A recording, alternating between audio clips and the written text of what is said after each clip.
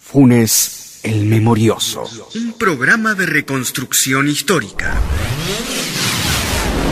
Mi trabajo de parto comenzó alrededor de las 7, 8 de la noche, supongo. Era de tardecita ya. Era mi tercer hijo. Yo sabía que iba a ser muy rápido. Me subieron al auto y salimos de la comisaría Quinta. Argentina, 1985. Por fin, yo no sé ni cómo, alcancé a sacarme la ropa interior para que naciera, realmente ni lo recuerdo. Les grité, íbamos a toda velocidad por la ruta que une La Plata con Buenos Aires. Iba el auto a toda velocidad y yo les grité, ya nace, yo no aguanto más. Y efectivamente, nació mi beba. Adriana Calvo de la Borde.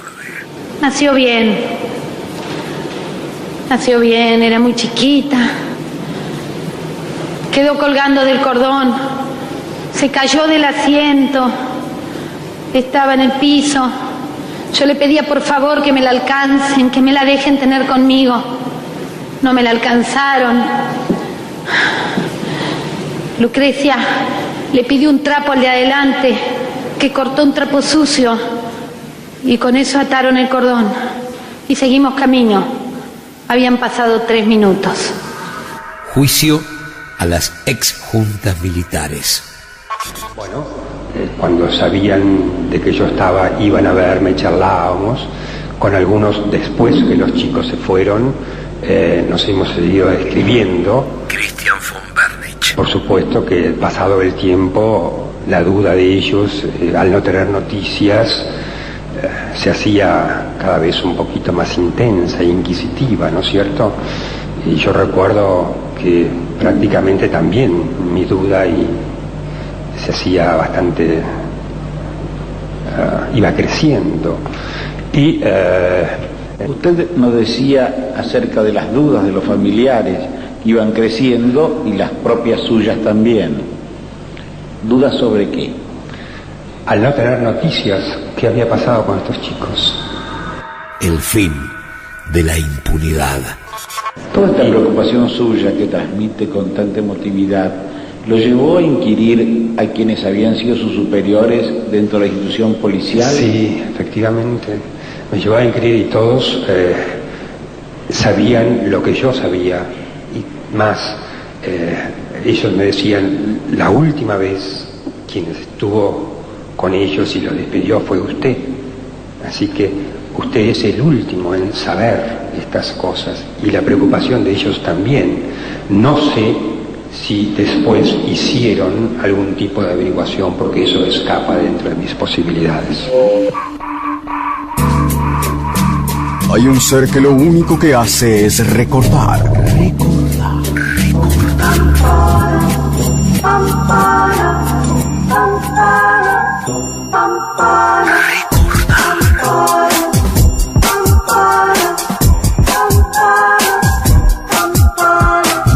Funes El Memorioso en 750. Argentina, 1985. Juicio a las exjuntas militares.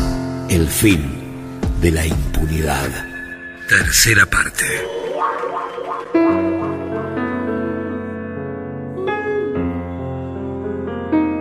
El lunes 22 de julio de 1985, la sala tuvo una visita muy especial.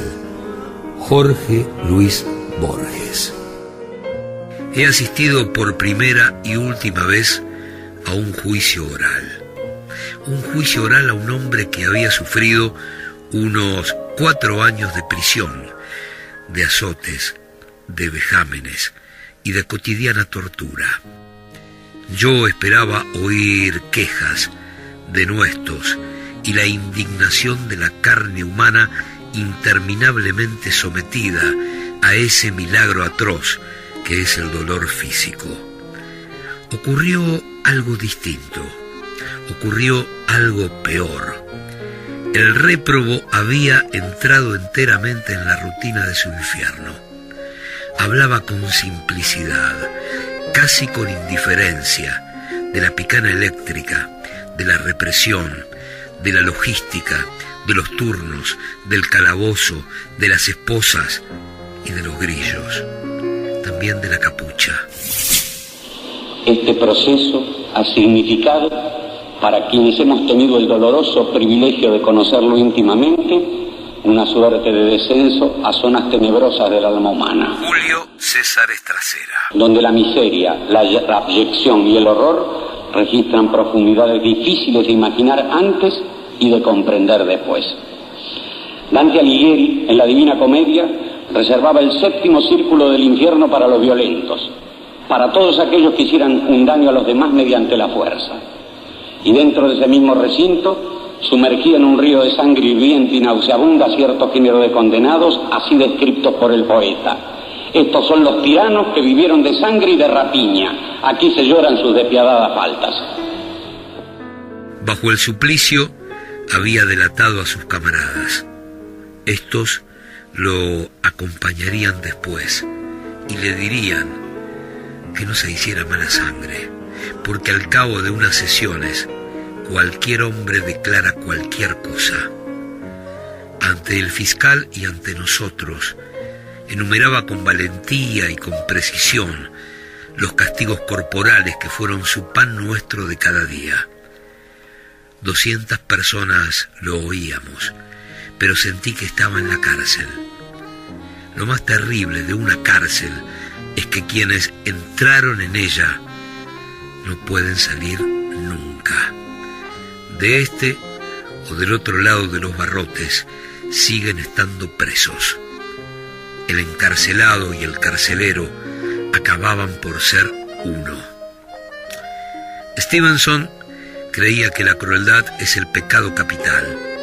Ejercerlo o sufrirlo es alcanzar una suerte de horrible insensibilidad o inocencia. Los réprobos se confunden con sus demonios, el mártir con el que ha encendido la pira. La cárcel es, de hecho, infinita. Jorge Luis Borges. Juicio a las juntas. ¿Qué cargos ocupa usted en la policía de la provincia de Buenos Aires? Era agente de la policía de la provincia de Buenos Aires. Me desempeñaba en la Dirección General de Investigaciones como chofer del señor director en aquel entonces. ¿Recuerda el nombre de personas que se han desempeñado en ese mismo lugar? Estaba en la jefatura como jefe de policía el señor Coronel Camps. Como director general de investigaciones el comisario general Miguel Osvaldo Checolá. Y otros oficiales de la repartición que no.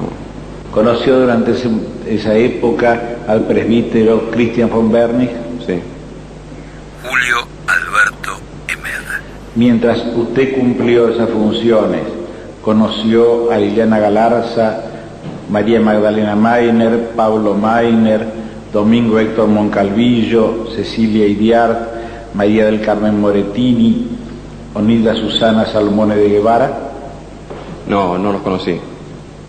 Como chofer de la policía de la provincia de Buenos Aires, ¿participó en el traslado de algún grupo de personas custodiadas al aeroparque de la ciudad de Buenos Aires o al puerto de la ciudad de Buenos Aires? Recuerdo que en el año fines de 1977 soy requerido para una comisión a Capital Federal, donde se me dice que tengo que participar de un traslado de un detenido. ¿Un detenido? Exactamente.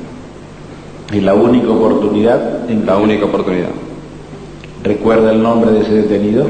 No, no se me dio nombre. De las muchas cosas que oí esa tarde y que espero olvidar, referiré la que más me marcó para poder librarme de ella.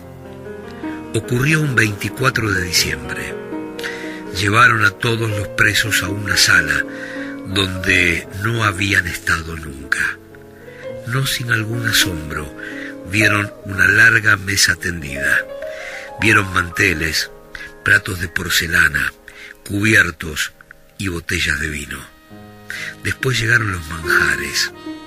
Repito, los manjares y adopto las palabras del huésped. Era la cena de Nochebuena. Habían sido torturados y no ignoraban que los torturarían al día siguiente. Apareció el Señor de ese infierno y les deseó feliz Navidad.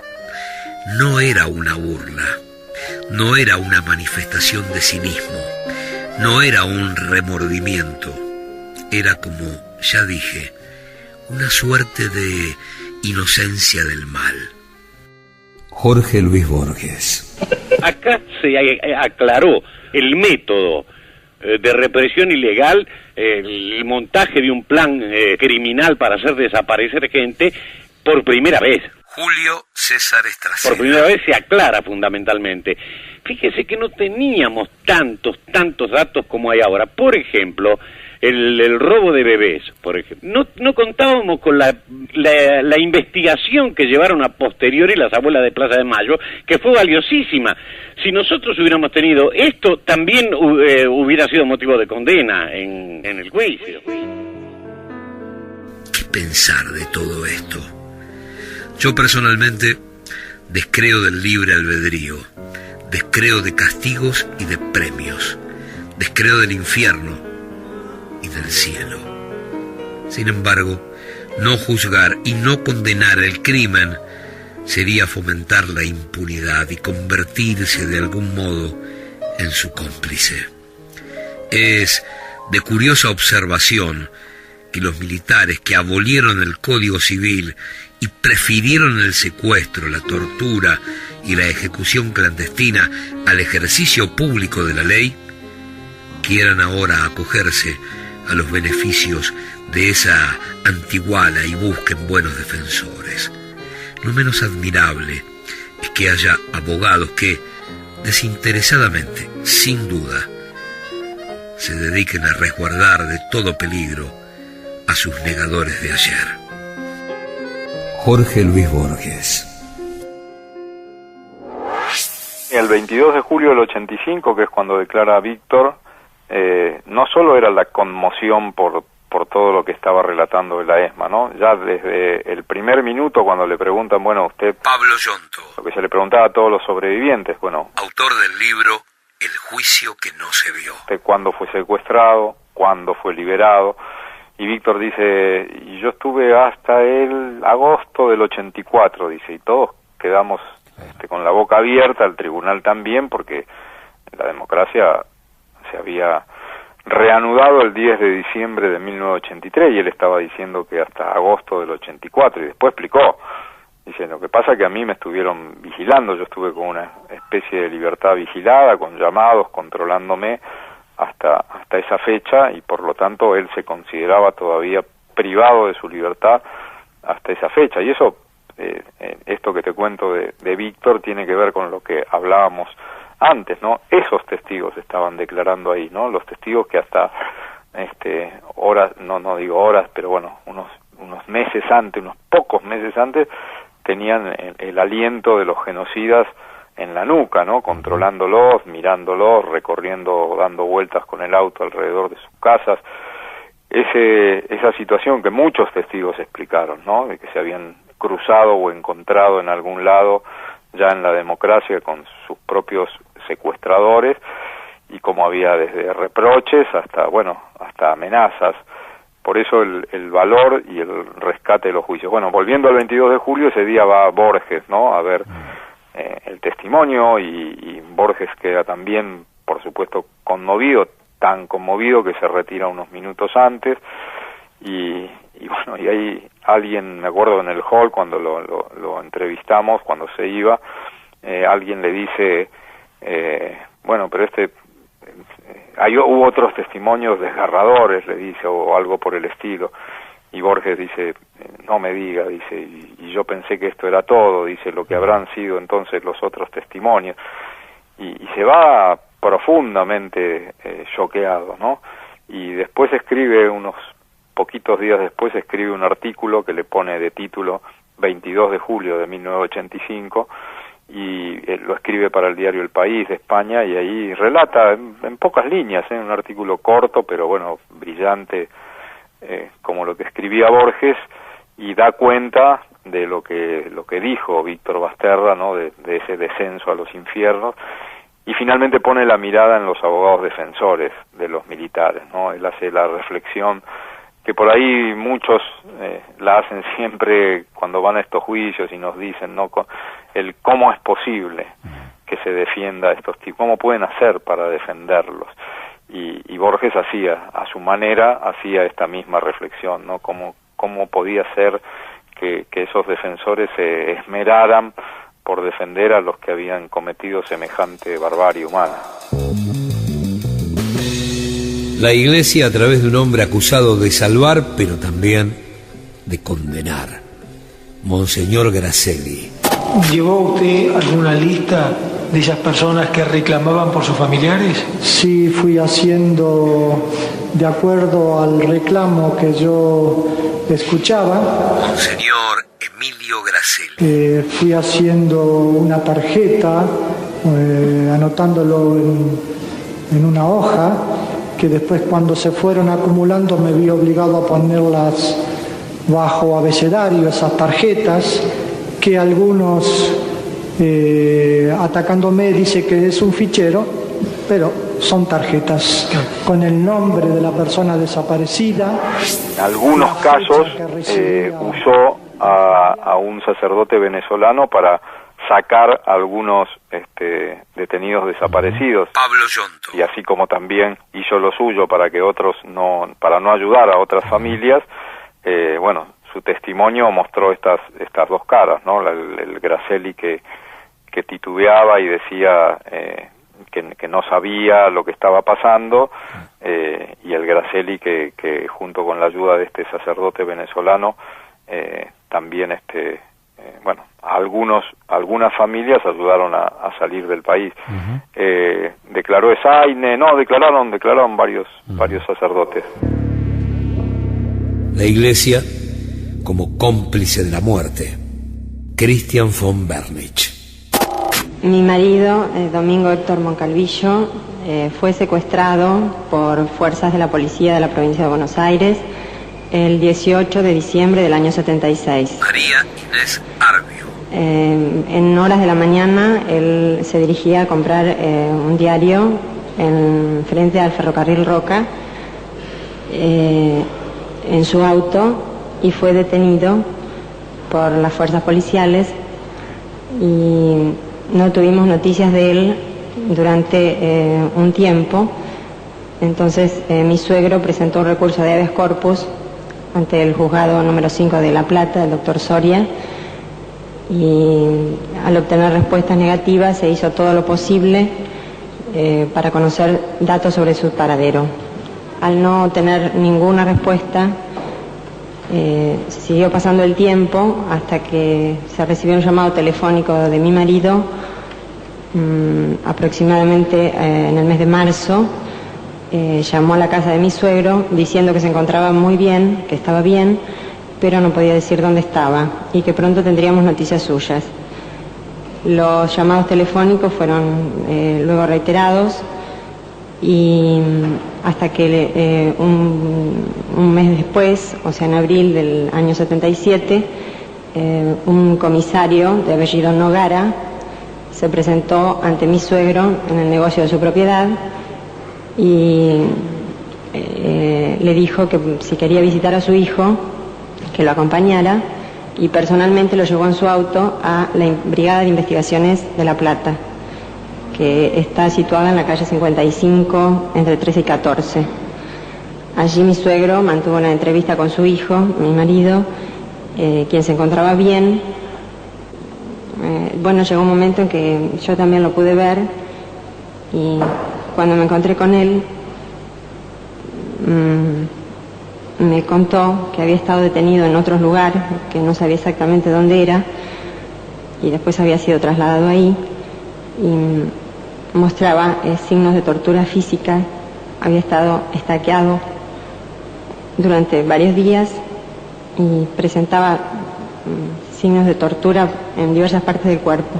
Es una declaración que levantó una gran cantidad de murmullos y comentarios, porque estaba, digamos, se sabía que su actitud no había sido precisamente la de ayudar a los desaparecidos, sino todo lo contrario. Entonces quedó a las claras, pese a que estaba dando testimonio, que era alguien a quien más adelante había que imputar, porque estaba contando una historia que nadie creía, que era la que él había ayudado a sacar gente cuando esa gente había estado, esos compañeros y compañeras estaban desaparecidos. Luego se comprobó que bueno, que los von Bernick había sido una de las piezas para simular que sacaban del país a una cantidad de militantes, cuando en realidad no era sacarlos del país, sino llevarlos al llamado destino final, que era el asesinato. La policía de la provincia de Buenos Aires me condecora con el grado de caballero Christian von Bernick. La medalla es en un acto público que se realizó en la calle, televisado, publicitado, con fotos en los diarios. El general Suárez Mason es el que me entrega la medalla, por razones que desconozco, porque él bajó a entregarlo junto con una enormidad, una cantidad de otros oficiales de policía. La medalla no se... Les decía que estaba hablando de Christian von Bernick. Él aparecía como el asesor espiritual del grupo, y la misión más importante que tuvo con el grupo fue gestionar todos los papeles para que pudieran salir del país. Mona Moncalvillo.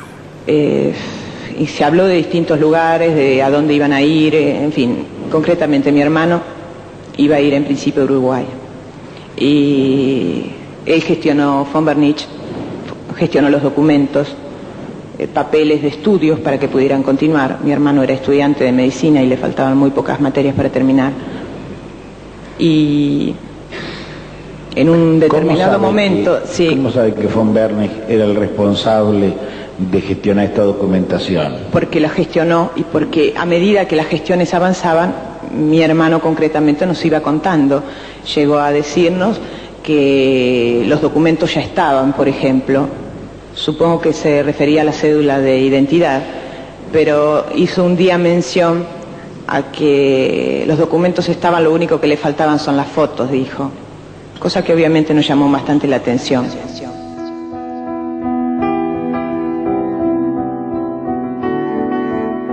El valor real de esta historia única, de esta decisión política inigualable que se agiganta cada vez más con el paso de los años, es tan grande que con el correr del tiempo ocultó el camino que después siguieron muchos de sus grandes protagonistas.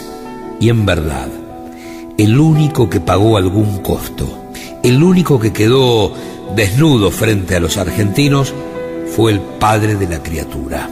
Alfonsín entendió que después del juicio a las juntas, la muy joven democracia argentina no seguiría con vida si no era capaz de dar 2 gigantescos pasos hacia atrás y luego mantener el equilibrio al pie del precipicio hasta que algún día pueda volver a caminar. Primero, punto final.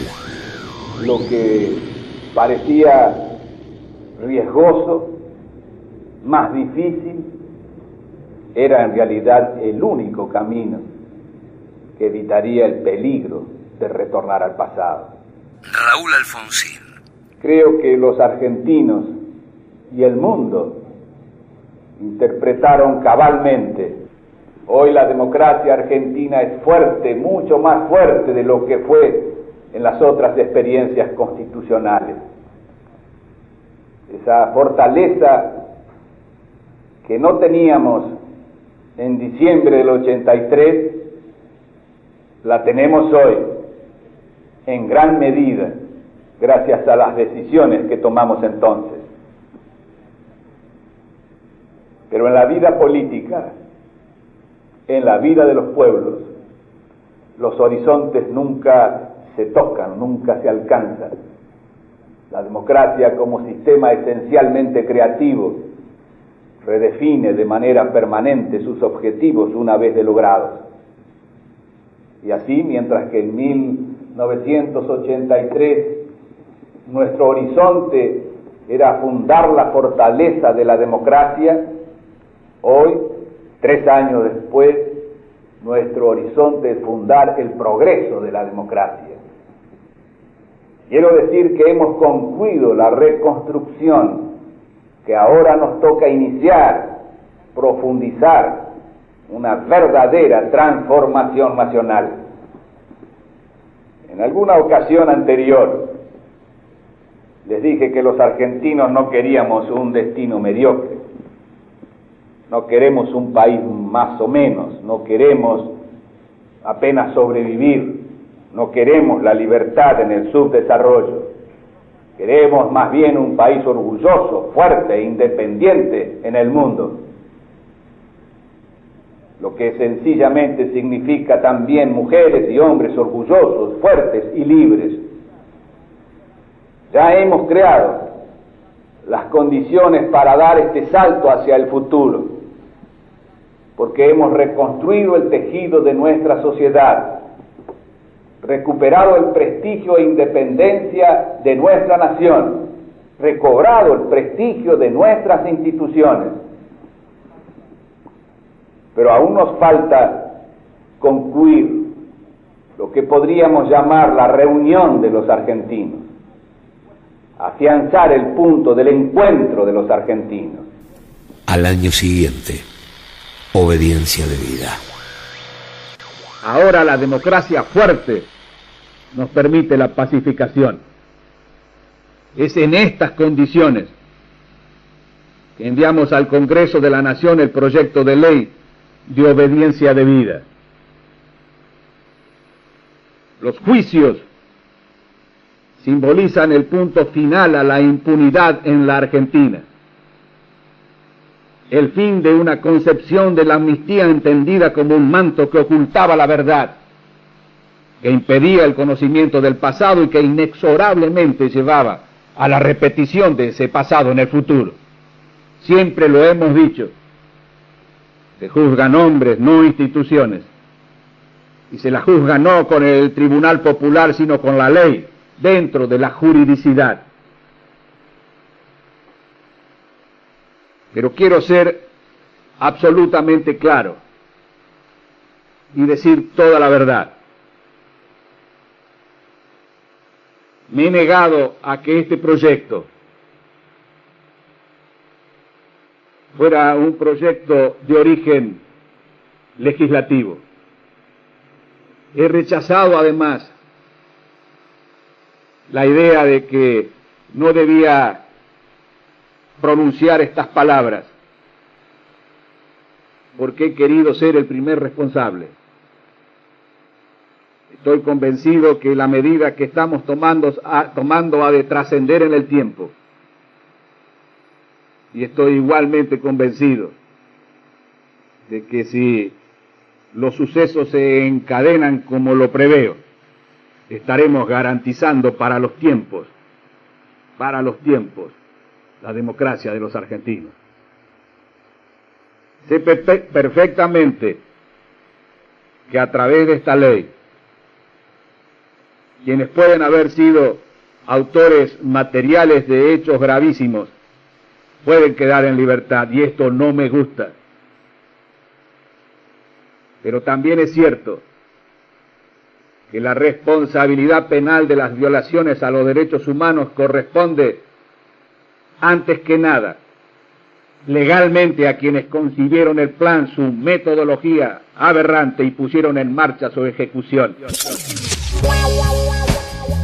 Extrañamente, algunos de los hombres que tuvieron en sus manos la conducción del juicio a las exjuntas militares,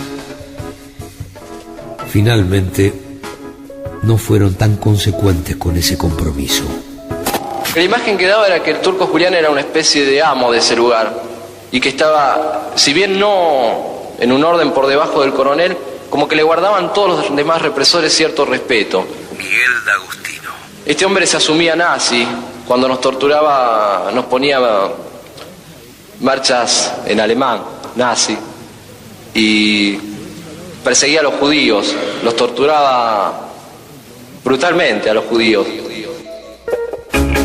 Andrés D'Alessio se convirtió en 2004 en defensor del juez Ricardo Lona, uno de los 6 hombres que conformaron aquella mítica Cámara Nacional de Apelaciones en lo Criminal y Correccional Federal de la ciudad de Buenos Aires.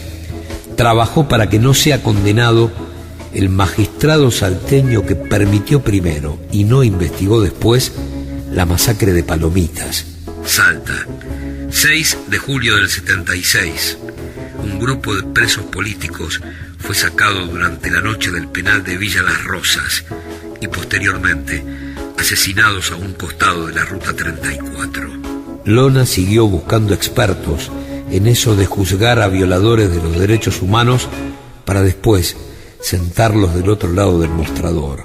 Y también sumó a su equipo de defensores a otro de los miembros de aquella Cámara Histórica, Ricardo Gil Lavedra.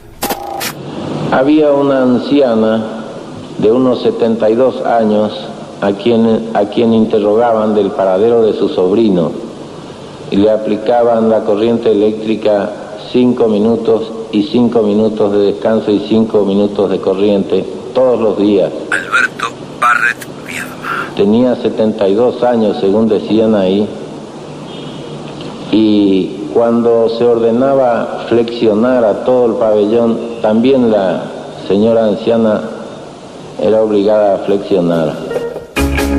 Antes de ocuparse de los intereses del juez Lona, D'Alessio trabajó en la defensa del primer juez de la causa AMIA, Juan José Galeano, hoy acusado como uno de los principales actores del encubrimiento de la verdad en el atentado que terminó con 85 vidas. Después de defender a Lona, Gil Lavedra se encargó de los negocios del presidente de Shell, Juan José Aranguren, uno de los más grandes operadores de la devaluación en la Argentina y del dólar ilegal en tiempos del kirchnerismo. Otra historia que destiñó hasta perder definitivamente su color original fue la de Guillermo Ledesma, quien durante muchos años fue asesor de Alfredo Chabrán. Por último, Jorge Valerga Araoz primero fue defensor de Enrique Matov, el último secretario de Seguridad de Fernando de la Rúa, investigado por los crímenes de diciembre de 2001, y luego fue uno de los defensores de Pedro Blaquier. Otra historia extraña es la del fiscal adjunto Luis Moreno Ocampo. En realidad lo que se quería hacer era un muestreo de lo que había ocurrido y nada más que eso. Y esto me lo dijo expresamente Moreno Ocampo y él se oponía a que continuáramos investigando. Moreno Ocampo dice, no, son 600, 800 casos, ya está demostrado lo que pasó, listo, acá se cierra. Hugo Cañón. Y por eso Moreno Ocampo juega a favor del indulto. Ex fiscal federal de Bahía Blanca. Cuando yo me pronuncié contra el indulto, pero él tuvo un sondeo previo de parte de Moreno Ocampo que estaba reportando a Menem y a Roger, el procurador en aquel momento, y le contesté con evasiva diciendo que no tenía ni pálida idea de lo que iba a dictaminar. Estábamos trabajando en el dictamen de impugnación al indulto y él informó que nadie lo iba a impugnar, y luego salgo yo impugnándolo y ahí se armó el gran escándalo, me citan, me piden copia, además de que Roger había mandado un telegrama a todos los fiscales de que nadie podía cuestionar los inobjetables decretos presidenciales que indultaban a los militares y a los montoneros, etcétera. Así que la idea de él, y lo siguió sosteniendo después, ahora... ¿De dónde le nacía esa convicción a Moreno Ocampo? No sé si era una convicción personal, pero que ya Argentina, decía él, había dado un ejemplo al mundo con el juicio y que con eso estaba bien, ya, ¿para qué más? Y Estracera también estaba en la misma posición, tanto es así que cuando sale la ley de obediencia debida, Estracera, yo impugno la ley de obediencia debida, y Estracera se justifica en que él correspondía al ámbito del Poder Ejecutivo, lo que no es cierto, porque éramos Poder Judicial, y por ese motivo, como le dan la orden de no impugnarlo, no lo impugna y lo dice con 10 renglones. Entonces había toda una línea de no mover más el avispero, dejarlo ahí y terminar la historia. El muestreo, un juicio histórico, único en el mundo, más allá todavía de los coroneles griegos, un gran juicio y nada más. No meter más el bisturí profundo porque eso era peligroso. O no querían comprometernos. Llegar a los lugares que hemos llegado ahora, con el juicio, las complicidades civiles, eclesiásticas y demás, era intolerable, inaceptable para ese tipo de política. Y Moreno Ocampo lo ha demostrado también con otros casos, como los de la Corte Penal Internacional, los juicios generalizados. Nunca va a tocar algo que vincule a Estados Unidos, y sí al tema del Congo, por ejemplo. O sea que hay toda una política estratégica mundial muy clara, ¿no? Y también tiene grandes claroscuros la de Luis César Estracera. En 1985 está el Nunca Más. Estracera tuvo la valentía de enrostrarle las conclusiones de ese informe, que fue el informe del gobierno de Alfonsín, a la dictadura, y se consiguió, digamos, las condenas de la Junta Militar. Pero el señor Estracera no llegó ahí por generación espontánea ni por producto de la casualidad. Fue un fiscal. Juan Gasparini. En la época de la democracia, periodista. Menos este elemento que entra en la parte positiva de su balance, él fue fiscal de 2 casos resonantes en la Argentina. Y su desempeño fue mediocre, y yo diría incluso lamentable. A ver, la causa de las 3A. La durmió, la congeló, no le interesaba buscar el origen paramilitar de la extrema derecha, del peronismo, etcétera, etcétera, como origen del golpe de Estado. A él lo que le interesaba era perseguir el supuesto principal demonio, que era el tema de la guerrilla en la Argentina. Entonces lo quiso perseguir en el caso Greiber y perdió. La Corte anuló las resoluciones de la justicia militar, entregó el expediente a la justicia civil, lo nombró a Estracera, Estracera acusó, pidió condena, el juez no lo siguió, recurrió a la Cámara Federal y volvió a perder. Los juicios que faltan, los que todavía necesitamos para terminar de armar toda esta historia. La complicidad civil. La falta de abordaje de la dimensión civil de un gobierno autoritario no es algo exclusivo de Argentina, sino que es un fenómeno mundial. Recién en los últimos años los procesos de justicia transicional están tratando de articular y ampliar los anillos de responsabilidad hacia a estos cómplices. Juan Pablo Bojovlasky. Hay básicamente 2 explicaciones. Una son actores de veto trascendentales en los sistemas políticos. Estamos hablando de actores económicos, medios de comunicación. Autor del libro, usted también, doctor, complicidad de jueces, fiscales y abogados durante la dictadura. Funcionarios judiciales. Hay una primera explicación fáctica, o realpolitik, y hay otra explicación en la cual el libro trata de hacer una contribución, que es: no hay un desarrollo teórico contribuye a entender las secuelas jurídicas del comportamiento cómplice en contextos autoritarios. Más allá del aporte que hizo el Tribunal de Nuremberg en el 46, 47, enjuiciando y condenando a empresarios, también a funcionarios judiciales, a abogados que trabajaban en el servicio civil del Ministerio de Justicia de la Alemania nazi. No es sino hasta los últimos años que los procesos de verdad, memoria, justicia, por ejemplo, en el Cono Sur, se están abriendo para tratar en una primera instancia de entender cuál fue el rol que tuvieron y después pensar en mecanismos de responsabilidad que traten de forjar o ser tributarios de la agenda de verdad, memoria y justicia. De todos modos, creo que Argentina está a años luz de cualquier otro país en el mundo en materia de la agenda de verdad, memoria y justicia respecto a la complicidad civil. Allá por 1985, cámaras de televisión que solo tomaban de espaldas a los testigos, periodistas gráficos que no podían usar sus grabadores. El trabajo tenía unas cuantas restricciones en relación con los elementos Alejandro Lomuto, de los que podemos disponer ahora, Agencia Tela, pero incluso por decisión de la propia Cámara Federal. Por ejemplo, grabadores existían desde luego, pero no se podían ingresar a la sala. Entonces todos los apuntes había que tomarlos a mano. ¿Qué hubiera pasado si el juicio a las ex juntas militares se hubiera vivido en directo por televisión abierta. Hubiese habido sin dudas un salto enorme en la información y en la toma de conciencia de, bueno, sobre todo de los sectores más populares, si querés, porque por lo que representaba, Pablo Yonto sigue representando la televisión, pero por lo que la televisión representaba en aquel tiempo, ¿no? Eran tiempos de televisión abierta, sin cable, y de 4 canales en la capital federal, y con suerte agarrabas el canal 2 de La Plata, pero la televisión tenía un peso tremendo, y además era un año especial, el 84, el 85, era un tema, la avidez de información que había, que en algún momento desata lo que se llamó, bueno, el negocio del periodismo con el tema de los derechos humanos, las tapas casi escandalosas que publicaba las revistas de Editorial Perfil, haciendo negocio, digamos, con el tema de las ventas con tapas que denunciaban violaciones a los derechos humanos.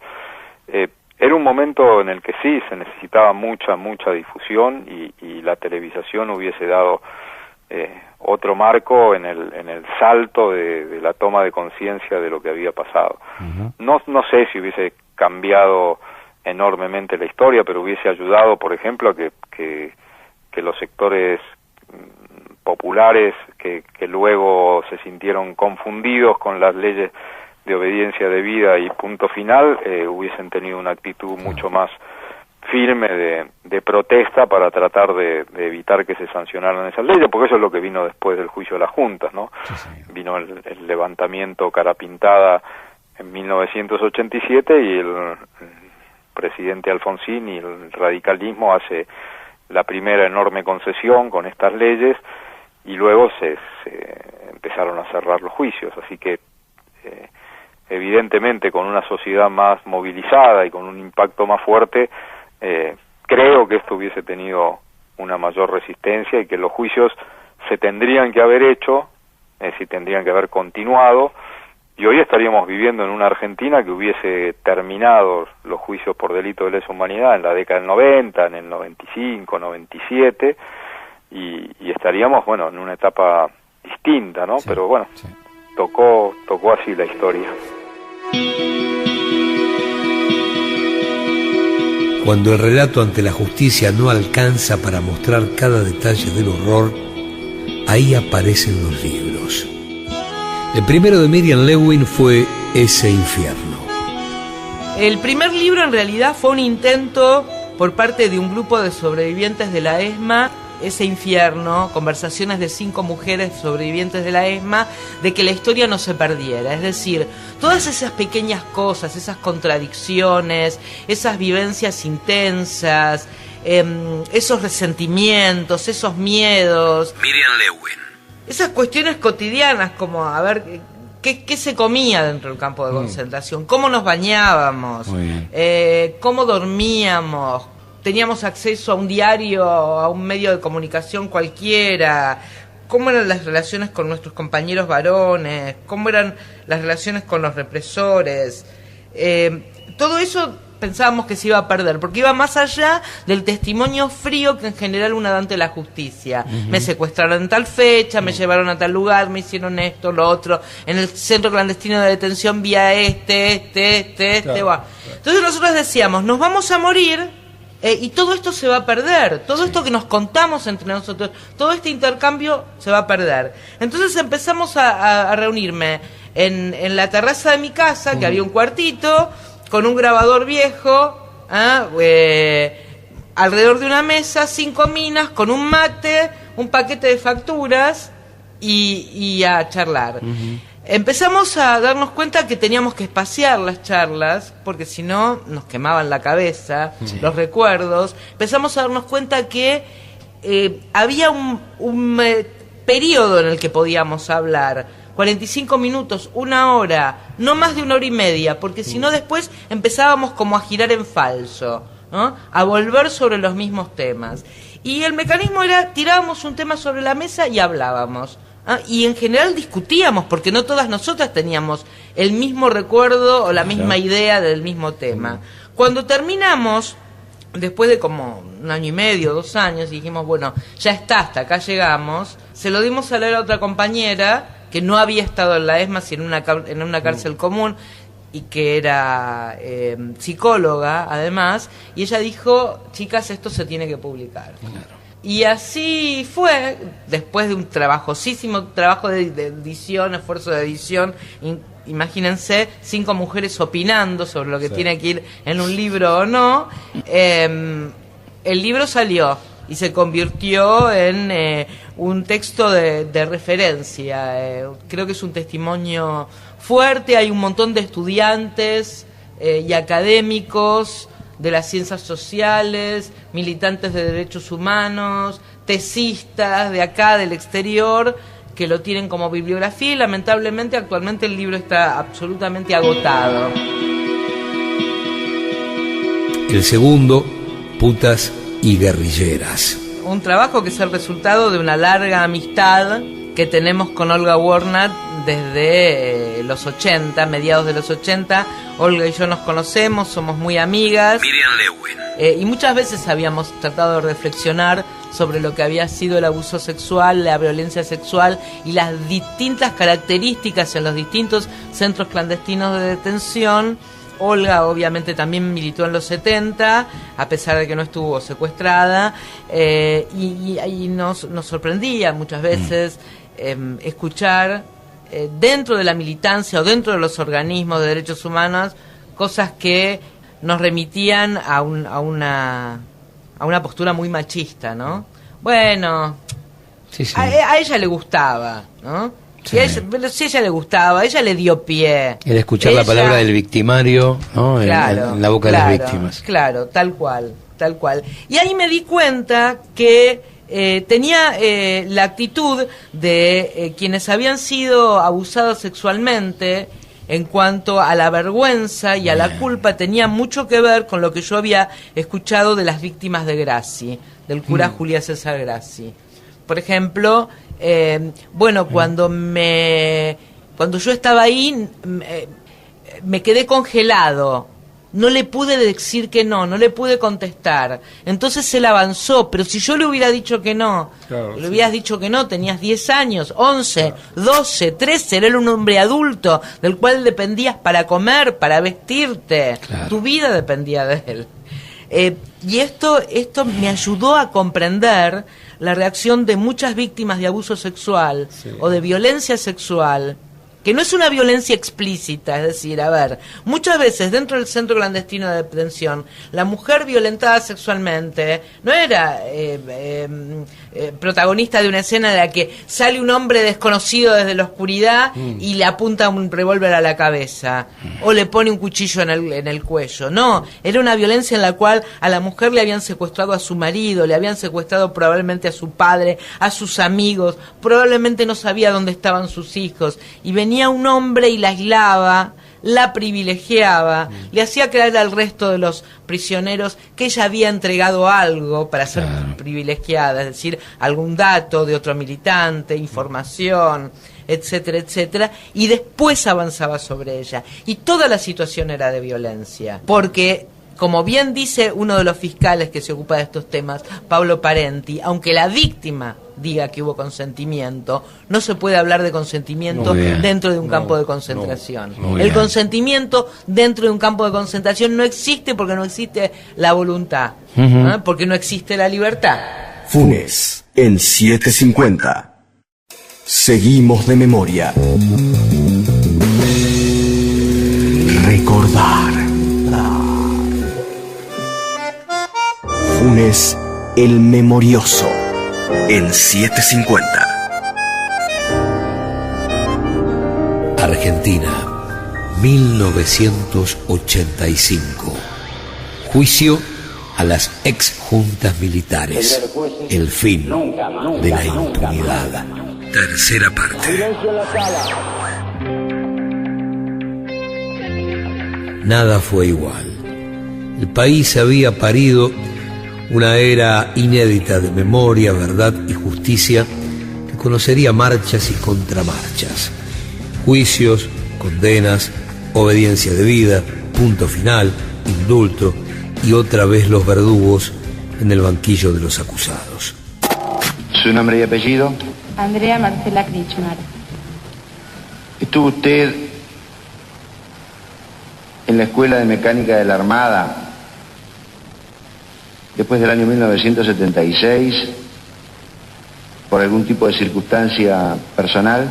Sí, fui invitada a un almuerzo porque era amiga de la hija del señor Chamorro. ¿Tuvo ocasión de recorrer la escuela? Sí, en un auto me llevaron a recorrer la escuela. Andrea Marcela Krichnar. Durante esa recorrida por la escuela y su permanencia en ella, ¿pudo apreciar alguna circunstancia que le llamara la atención, particular o especial?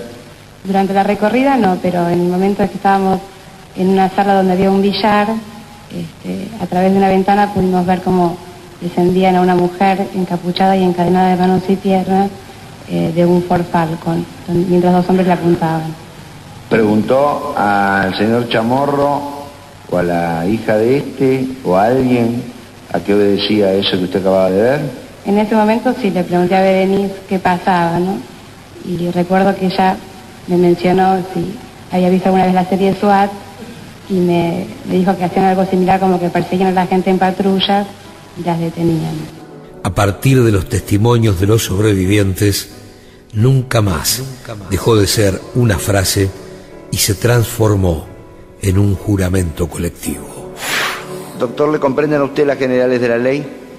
No me comprenden. Quiero, sin embargo, formular una consideración. Una hija mía de nombre Mónica fue detenida por las Fuerzas Armadas y desde entonces está desaparecida y seguramente ha sido vejada, torturada y asesinada. A pesar de ese hecho, por cuanto las Fuerzas Armadas estaban conducidas por los procesados, voy a decir absolutamente la verdad porque entiendo que mi concepto de la verdad está por encima de cualquier tipo de consideración. El viernes 14 de mayo de 1976 penetraron violentamente 5 hombres extraordinariamente armados con ametralladoras, otras armas largas y granadas en la cintura y se distribuyeron estratégicamente dentro del departamento. Otro que lo ejecutaba abrió otro ropero donde sacó algunas revistas políticas. Yo le señalé que en mi casa había varios miles de libros y centenares de revistas políticas de todo tipo por mis actividades, por las de mis hijos y por las distintas profesiones y carreras que ellos seguían. El que dirigía el operativo, asumiendo así la representación de las Fuerzas Armadas, me dijo solemnemente: las Fuerzas Armadas no persiguen a nadie por sus ideas políticas. De inmediato, tanto mi señora como yo arribamos a la conclusión de que se trataba de un operativo regular, ejecutado por fuerzas regulares, con todas las garantías de la protección estatal y que no podía haber la menor duda ni la menor sospecha de que mi hija había sido detenida por las Fuerzas Armadas siguiendo un operativo. Yo nunca admití que se me quisiera decir de que mi hija había desaparecido por otros motivos, de que había podido ser tomada por grupos subversivos o boberías por el estilo. Adquirimos también rápidamente la convicción de que el secuestro, la detención y la desaparición de mi hija formaba parte de un operativo, de un plan sistemático realizado con la cooperación de todas las estructuras del Estado, donde se había decidido la utilización del método del secuestro y de la desaparición como pieza fundamental de esa acción. Nos dimos cuenta que la única manera de luchar contra esa represión ilegal era haciendo pública la existencia de la represión ilegal y formamos parte de las primeras organizaciones de derechos humanos que se iniciaron en el país. Esta actitud responde a esa convicción.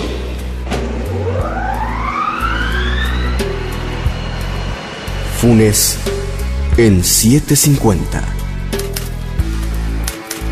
Guión y relatos, Gustavo Campana. Edición y postproducción, Gustavo Eymon.